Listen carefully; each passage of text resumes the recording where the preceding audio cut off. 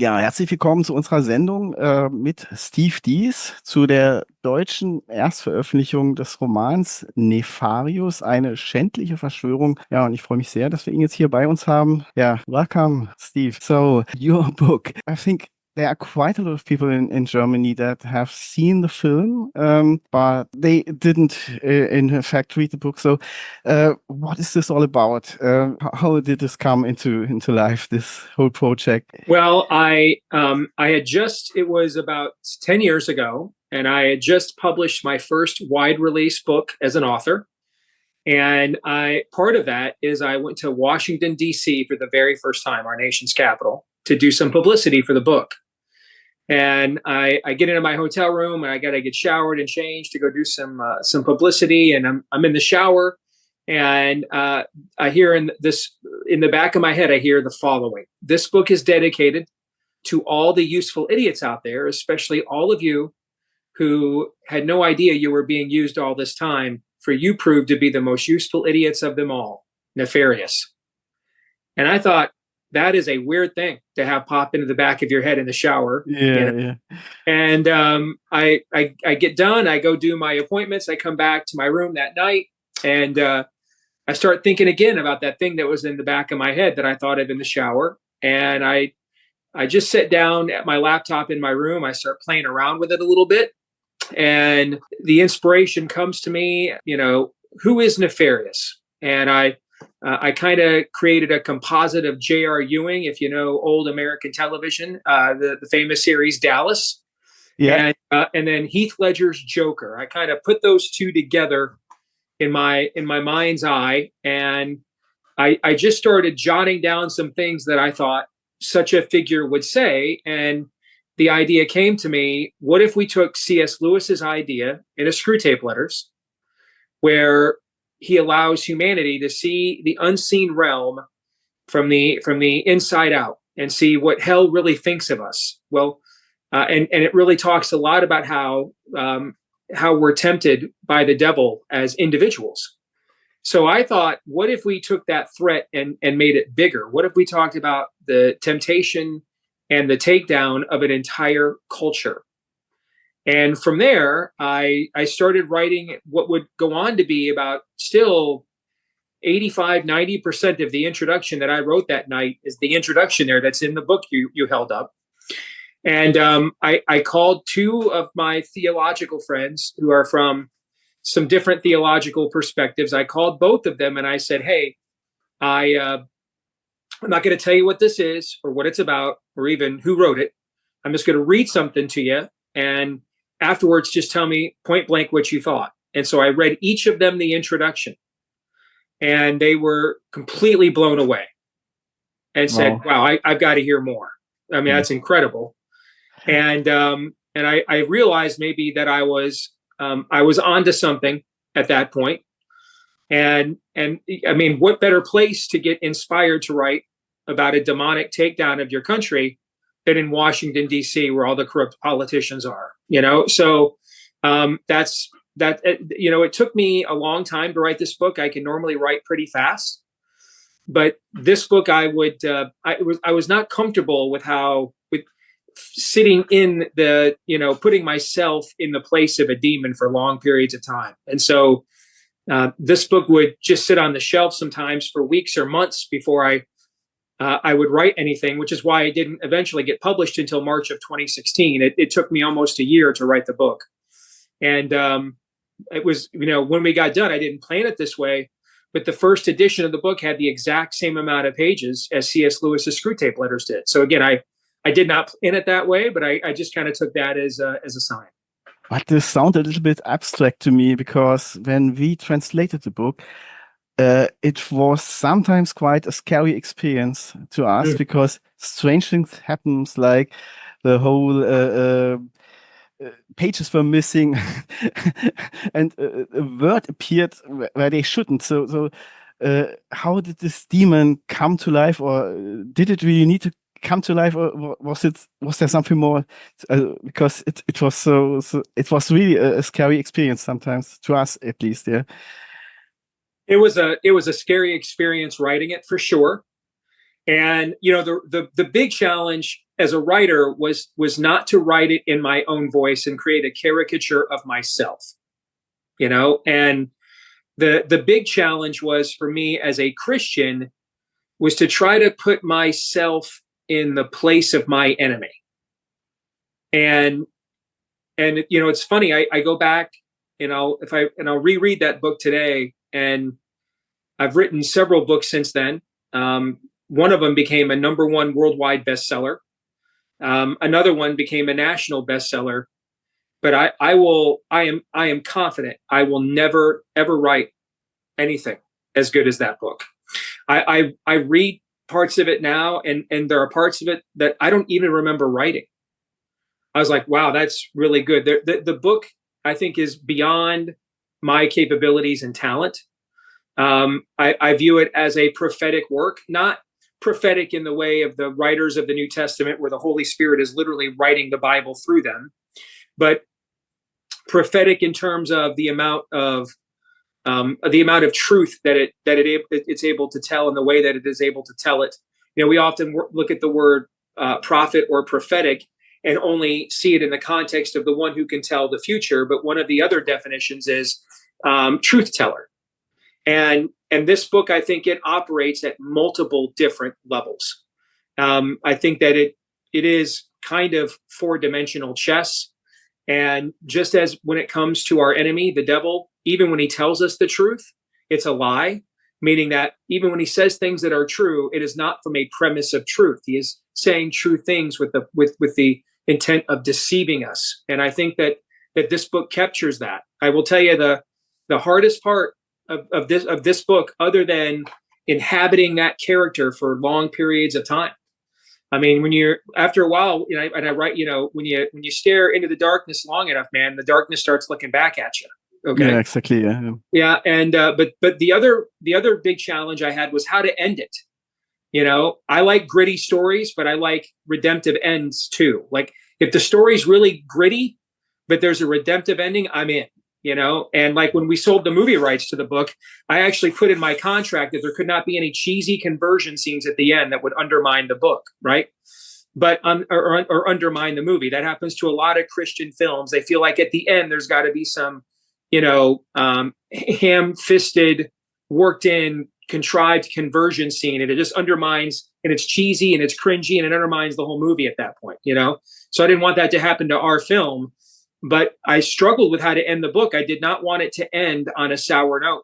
And I thought about all kinds of ways of trying to game the system and come up with something that would make it redemptive. And then finally, my wife just said to me, listen, is the book written by a demon or not? And I said, yes. And she said, well, then it should end the way a demon would end a book. And so, without spoiling it to your audience, but it ends the way that a demon would end the book. He spikes the ball in the end zone, basically, to use an American sports euphemism. Okay. And he talks trash at the end, and I'll leave it at that so we don't spoil it. But that was the other big challenge I had, was getting myself to a place that I was okay with ending it in the way that it needed to be ended, because I'm a sucker for redemptive endings. Yeah. Demon is talking much about the US and the West in general is a culture in decline. But how is this? If you follow the normal media, the mainstream media, isn't it getting better every day? We are more tolerant, we are more open-minded, there's more freedom, you can choose your gender. So how is this? Why is the West in decline? So what's happening here? I love your question. It actually channels one of the best moments of our movie, when James, our secular atheist psychiatrist, tries to make the argument of the premise of your question, and the demon Nefarious just laughs at him right in his face and says, James, I think I love you. I've seen that movie. I've seen the movie with multiple audiences all over America, and everybody breaks out laughing at that scene every single time, because the West is in great decline. And the old churches are now mosques, and that's or there's strip malls and shopping malls. It's secular. It's ridden with debt. It is overrun and by importing worldviews that are anathema to the Judeo-Christian belief system that built Western civilization. And I'm glad that you, in your question also, though, extrapolated your premise to all of the West, because really what Nefarious is talking about, it's written specifically for an American audience, but everything that he describes being done to America was already done to the rest of Western civilization. America is the last bastion of what is left. So, and just to show you how lost we are, your child deciding to get gender mutilated without your consent is now considered freedom. Yeah. Murdering 60 million of your own offspring is now considered not murder, but freedom. Right? Those are demonic inversions, demonic deceptions. And why? Because other than the church, Western civilization has been the greatest exporter of light in the world in all of human history. Now, it ranks well below the church, but the list of institutions that would rank close to Western civilization are also not very high. Western civilization, or what we used to call Christendom, has been one of the leading exporters of light to the world since the end of the Dark Ages. And so now we're going back to we're going back centuries. We're going back to the Middle Ages now. And so anything that brings more darkness into the world, anything that makes the human condition worse than it was before, hell is for. That's one part I thought a little bit funny, because for us in Europe, the Middle Ages aren't that dark, because if you go to a normal German city, the most beautiful building in the city would be the Middle Age church. Yeah? It would be the most amazing thing ever. They built it over centuries. They didn't have architects and anything. So yeah, this, in my opinion, just some kind of myth, perhaps. Yeah, I don't know, because it's not really dark. It's perhaps more. It was very, very Christian. Well, one of the things that is true of since the church was born in Joseph of Arimathea's tomb, when the stone was rolled away, that Christianity does its best work in the dark. Yeah, that's true. Probably you can say it this way, yeah. The welfare state, that's a question, because the welfare state is much more developed in Europe. And one thing your demon says, it's the reason for the decline of marriage, of faith, of more, of the whole society. How could this be?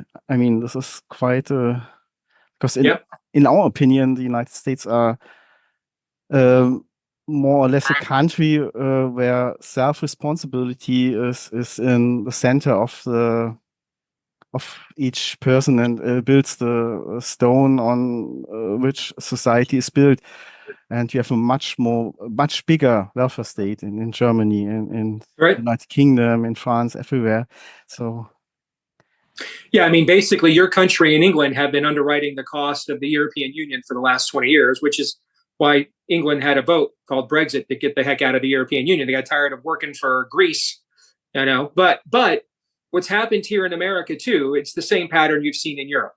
First came the abrogation of the church. All right. Meaning an abrogation is different than defeat. Abrogation is a nice fancy term for surrender. First, the church gave up on being a prophetic witness. And then secularism crept in. The church retreated all the more. And then eventually Chesterton's maxim that when the government removes the God, the government becomes the God, is what has happened to Europe. And this is what is now happening here in the United States as well.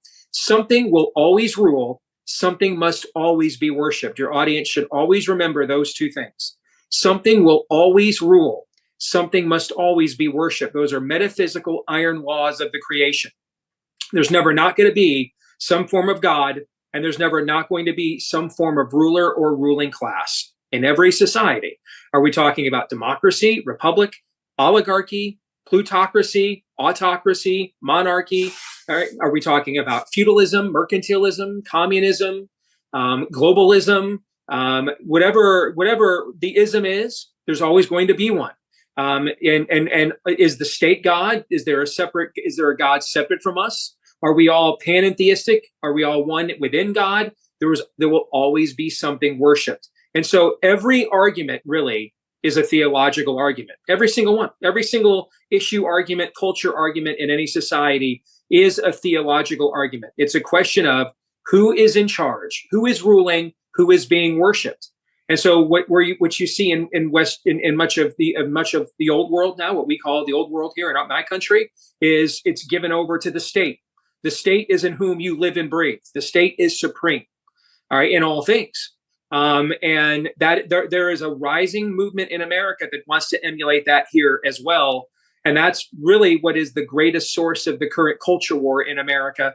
Is will we be we're right now the last holdout of Western civilization left. You have some of the old Eastern European bloc countries that still have people alive that remember what Berlin Walls were like and remember what communism was like and autocracy was like. And so you see countries like Hungary and Poland pushing back on the spirit of the age much more than your country is, or the UK is, or France is.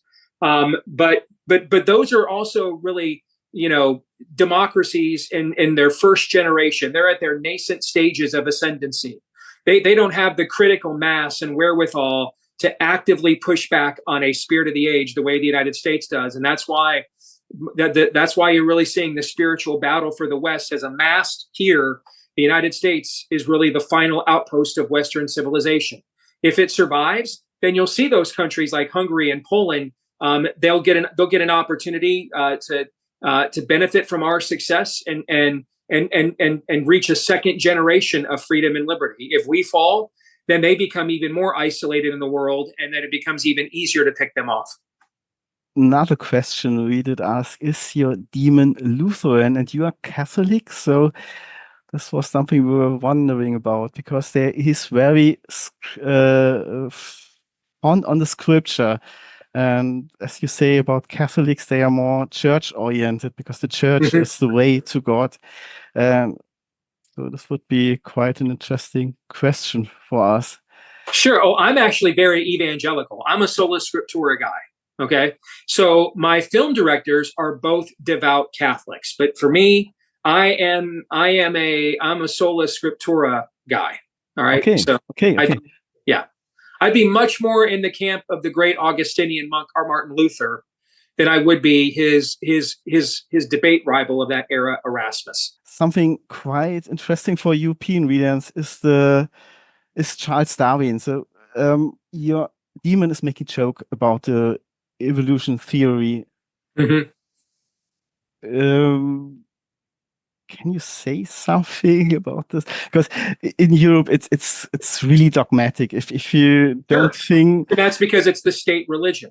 I mean, again, something will always rule. Something must always be worshipped. All right. So if we're going to take the creation mythos out of the society, something must replace it, and the something that must replace it has been Darwinism.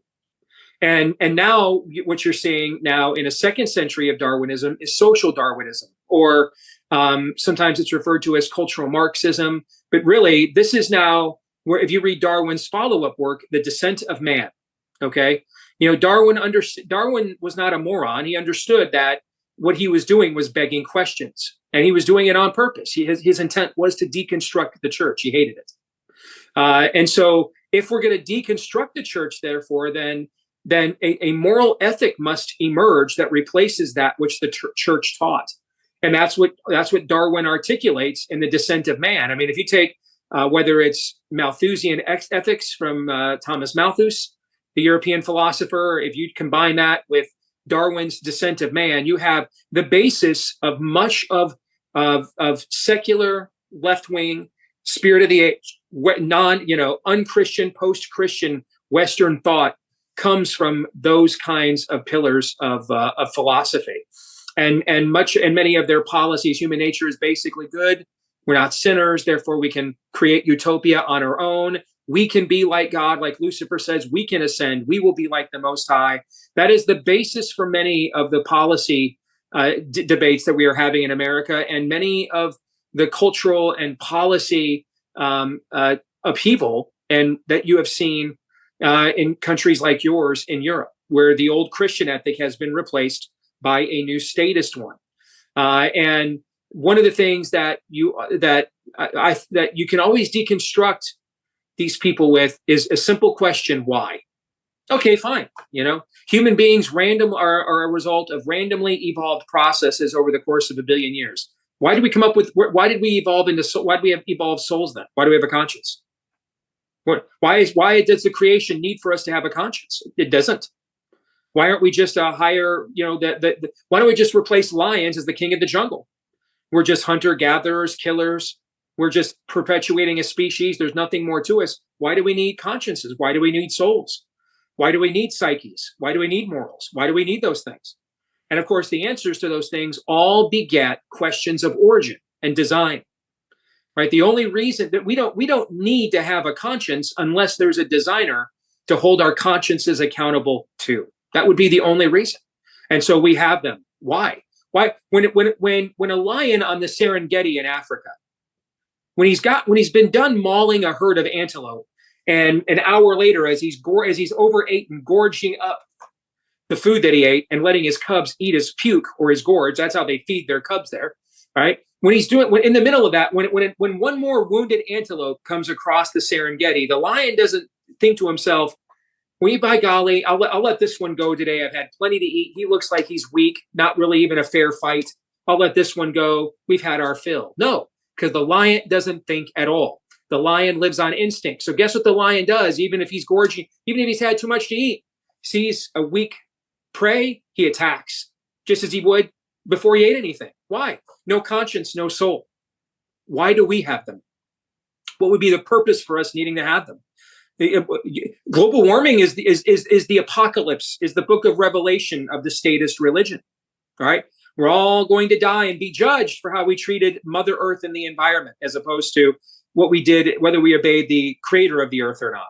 Okay, well then, if we're the species holding the ecosystem back with our behavior, then why are we needed at all? Why are we needed at all? Several years ago, I did an interview with Talk Radio Europe.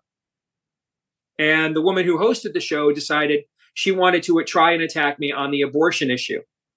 And the basis for her belief in abortion is that, if children are going to come into the world and either they're going to cause suffering or they're going to suffer, say they're disabled, they're going to be born into an abusive or poor family, then spare them that suffering. And so I asked her, I said, have you ever had your heart broken? You ever been fired from a job? Have you ever had anybody betray you? Have you ever had someone you care about, a loved one, die? And she said, well, yes, of course. And I said, well, by your own standard then, end your life. Do it right now.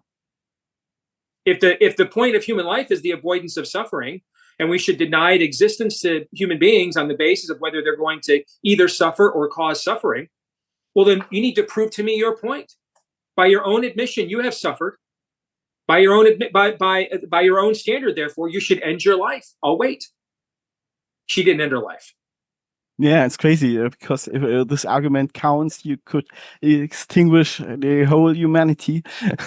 Correct. Yeah, then if it's our behavior that yeah. raises carbon emissions, if it's our technology that is causing the earth to warm and be inhospitable to other species, then why are we needed at all?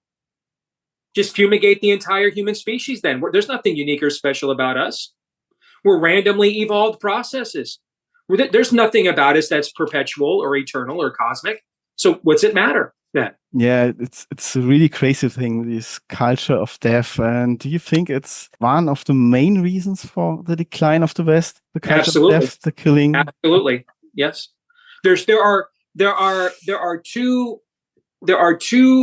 the last two major inflection points of Western civilization are 1859 and 1517.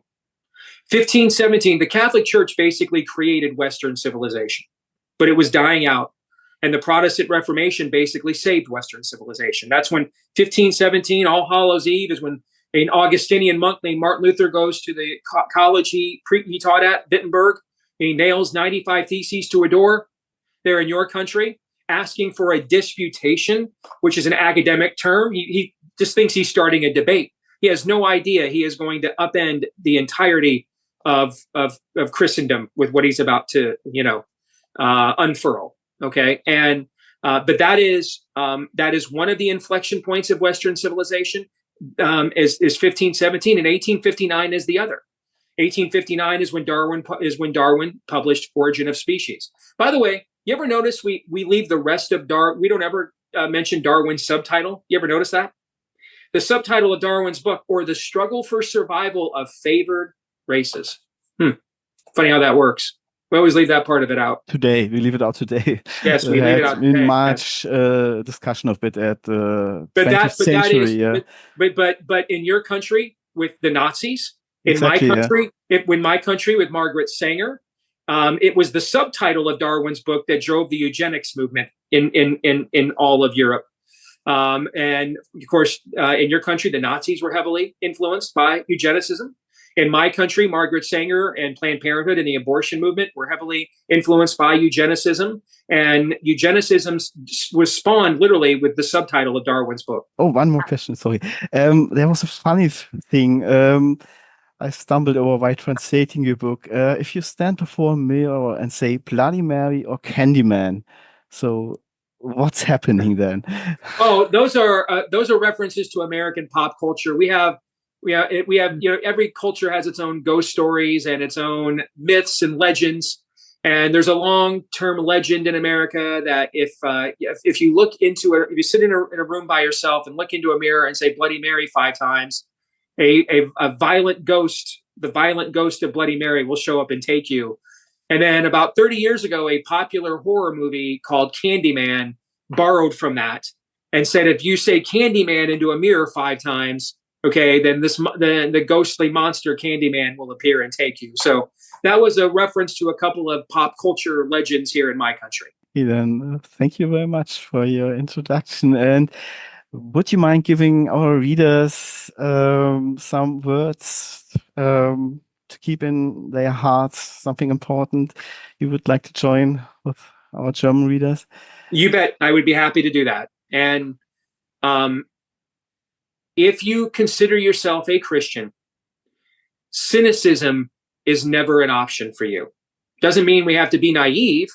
Doesn't mean we have to wax chaotic and act as if we are unaware of the reality of the situation culturally. But we also have to remember that our entire belief system begins with a fact, not a creed, not a dogma, not a theological assertion. And I think those things are all important. But the genesis of Christianity, and Paul makes this very clear, Christ be not raised, then our preaching is in vain, and we are all still dead in our sins. Our faith begins with a fact, or not. Did Almighty God supernaturally intervene into human history to raise his son who was dead back to life? Did that event happen or not? Because if you think that the world is dark now, how about a world where God shows up and we kill him? That's a pretty dark world, all right? And yet, our Lord rolled that stone away and walked out of that tomb like a boss, and he lives and reigns to this very day. So if Christianity is your belief system, you're never, ever allowed to give yourself over to cynicism. You don't have to be naive. You don't have to ignore the reality, but we always believe we are one trumpet sound away from deliverance, and that a God that not even the grave can hold, neither can our human governments. And therefore, we're never without hope.